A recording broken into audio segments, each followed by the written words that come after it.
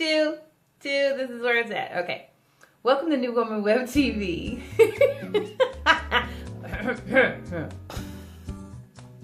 All right. Welcome to New Woman Web TV, where it is here we keep you in the how to be a new you. So here we're talking about transitions. Now, we know that transition is just simply another word for change. And I came up with some really, really great things, but really I can't really give credit to myself. God gave me these things, so I'm going to share them with you. Now, the first thing that you need to take in inventory whenever you're going through a transition is to really think about the transition. And the first step that you're going to have to do to be able to successfully make that transition is to submit to the change.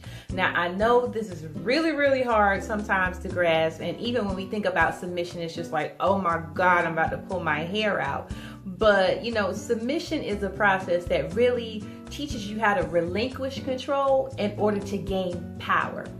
And this is a biblical principle that I pulled from James chapter 4, verse 7, where it simply tells us that we have to submit ourselves to God, resist the enemy, and he flees from us. But the main key ingredient in you obtaining a level of authority is submission.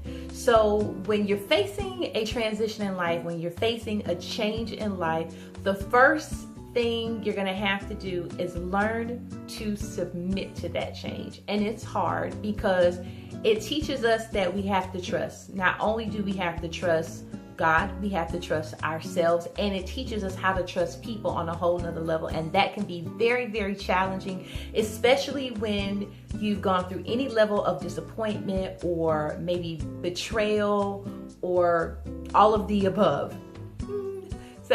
But it teaches you how to trust. And in you learning how to trust, it gives you the strength, and it also gives you the ability to push through that. Because one, change is coming because you needed room to grow.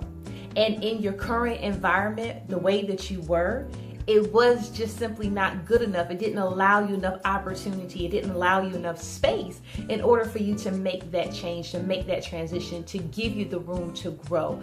And when you submit to the change, it opens you up for a learning opportunity. We all know that knowledge is power.